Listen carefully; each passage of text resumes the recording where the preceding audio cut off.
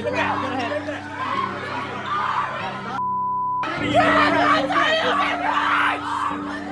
Listen to them.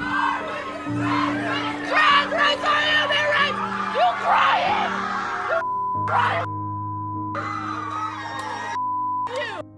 Riley Gaines is a former competitive swimmer from the University of Kentucky swim and dive team. Her whole life, she worked tirelessly, harder than most people ever will, to compete at the top level. At one point, she was ranked 3rd in the country.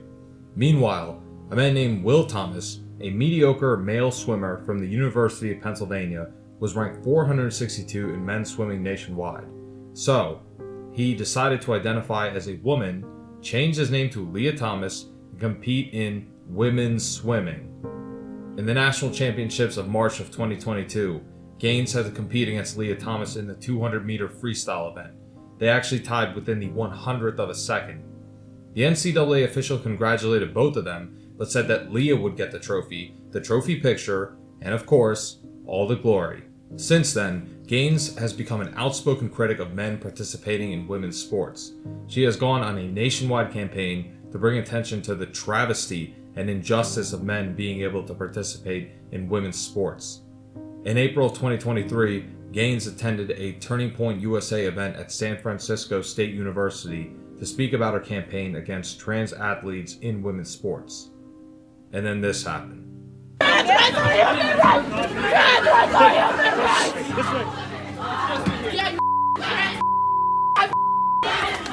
It's just me. I'm good. I'm good.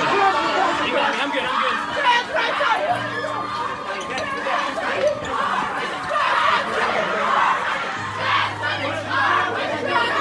I'm coming. I'm good. Trust me, I'm good. Go ahead.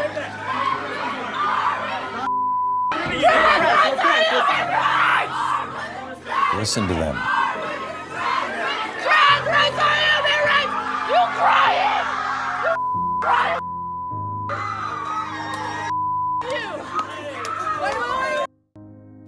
A lot of you really need to wake up to what is happening in our country.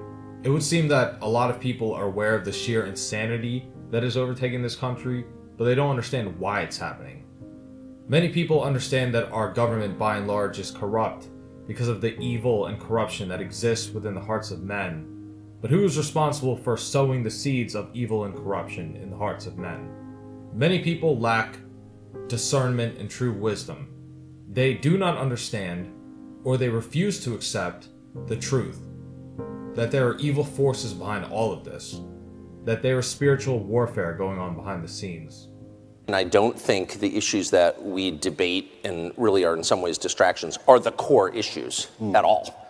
I mean, there are forces, unseen forces acting on people. But the two things I have come away with after reading the entire New Testament, and I'm up to Deuteronomy in the Old Testament, it's like maybe the point is that God takes people who are not perfect people, not only not perfect people, like they're so imperfect again, I don't think I can have dinner with them, and uses them for these grander purposes. That's the first thing I noticed. The second thing I notice is that people, while they have free will, of course, and they can make decisions and they live with the consequences of those decisions, they're not really in charge of the arc of history at all.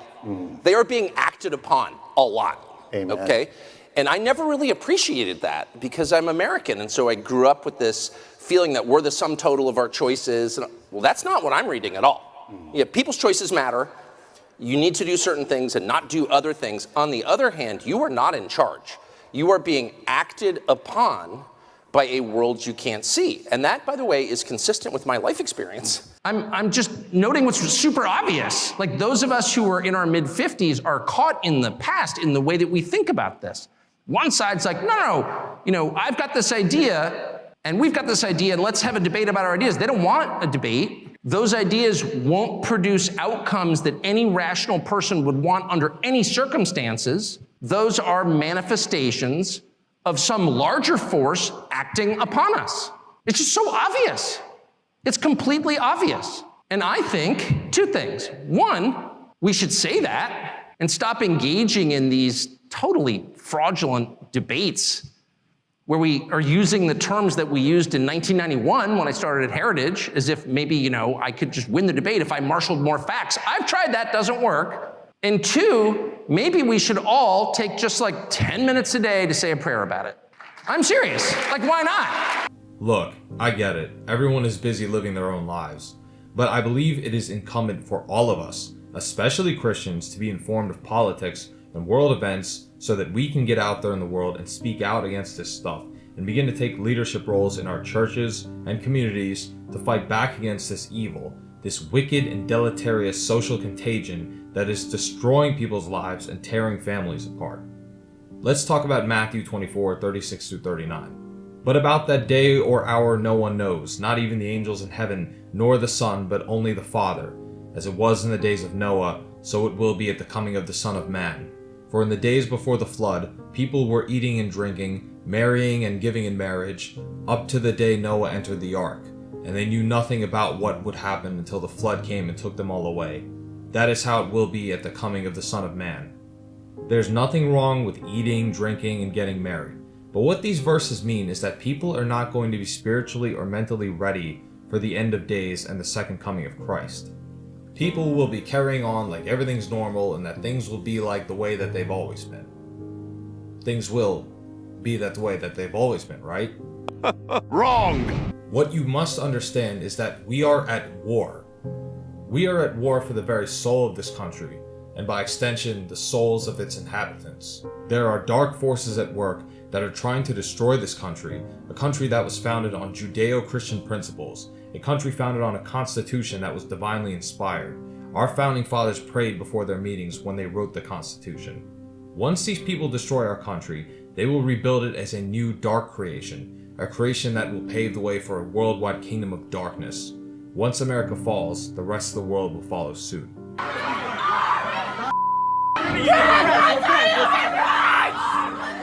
Listen to them. Trans rights are human rights! You crying! Look at how hateful these people are. Glenn Beck said that they are rabid and crazy, but it's more than that. They are demonic. Listen to how they scream and shriek and terrorize this poor girl. And for what?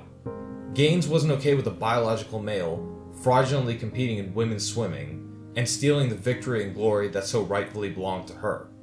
Furthermore, she wasn't okay with a biological male being present in the locker room, watching her change, and at the same time, having his male anatomy in full view. Did you hear the one woman say, "Oh, you're crying"? This woman has no mercy whatsoever. She is hell-bent on making Gaines suffer. She seems to be thriving off Gaines' suffering. I once read a book called My Descent into Death. It's about a college professor and former atheist Howard Storm. While Howard was in Paris with his wife, he suffered a perforation in his duodenum. He was taken to the hospital, but died while on a hospital bed waiting to see a doctor. He heard some sweet voices calling to him from the hallway. These voices spoke softly and sweetly to Howard, and they enticed him to follow them down a long, increasingly dark corridor. As they walked, they began to change. They began to become impatient with Howard and told him to hurry up. They got meaner and nastier. The further they descended into the darkness, the more aggressive and hostile they became. Finally, they arrived in a place of absolute darkness. Then these things began to rip, claw, and tear into Howard until they left him as a broken, tattered mess on the floor. Howard prayed a prayer that he heard as a child, and then Jesus came to rescue him. Jesus breathed new life into him and allowed Howard to return to earth. Howard is now a Christian who shares his testimony with others so that they can have eternal life and avoid hell, the place of torment he once found himself in. This is what demons do. They rip and tear into people, and they enjoy other people's suffering. A side note, I thought about this book while watching the travesty of what happened to Justice Kavanaugh during his confirmation hearing. That is what the Democrats did to Kavanaugh. They ripped and tore at him with their words. That is what demons do when they cannot assault someone physically. They use their words to malign and slander others to destroy their reputations. If it weren't for the police, I'm utterly convinced that this hateful woman leading the crowd would have pummeled Gaines. She and the other people in the mob would have ripped and torn her to pieces. These people are wicked and demonic. This is their plan, people. These are demons. They have been given over to depraved minds. They have no compassion. They have allowed their demons to overcome them, so now the demons are just working through them. I came across a story of a depraved and morally bankrupt professor from the UK. She has criticized Gaines for advocating against trans men competing in women's sports. Do you see how flawed this woman's logic is? Gaines is a sore loser because she's not pleased with someone who cheated to steal her victory? What? But what is shocking about this story is a professor's suggestion of what should be done. This gives us good insight into how sick this professor is and what a cesspool higher education has become as a whole. This professor said that children should be exposed to penises and vaginas at a young age so as not to be freaked out by trans men and women in the locker room when they get older. What? Are you guys seeing what's going on here? I've noticed a reoccurring theme with the left.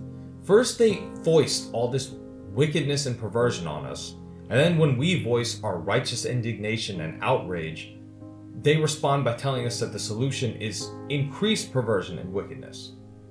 So basically, the solution to evil is, well, more evil. What? And of course they go after children. That's what evil people do. They target the children because they're impressionable. They try to corrupt them from a young age because that's what Satan wants. We must stand up to these people. It is up to good men and women of God, to fight back against this wickedness. And myself, being a Christian, I entirely see this as spiritual warfare.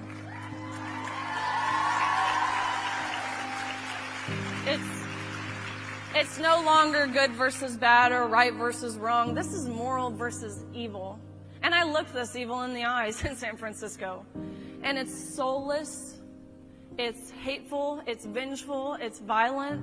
And they do it. I think it's ironic. They do it in the name of love. They do it in the name of compassion and tolerance and acceptance and welcoming and all of these different terms. But it is not that. It is none of those things. Our argument is rooted in love.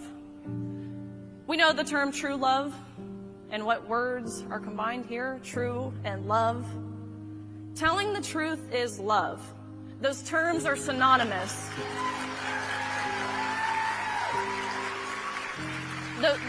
Those terms are synonymous. They go together. You can't have truth without love, and you can't have love without truth. So that is what love is. It is telling the truth. It is being bold. It is being empowered, which is why it's so important you guys are here. You are this next generation. You are the one in those college seats right now, seeing this all firsthand, unfolding, and you are the ones with the power to do something about it.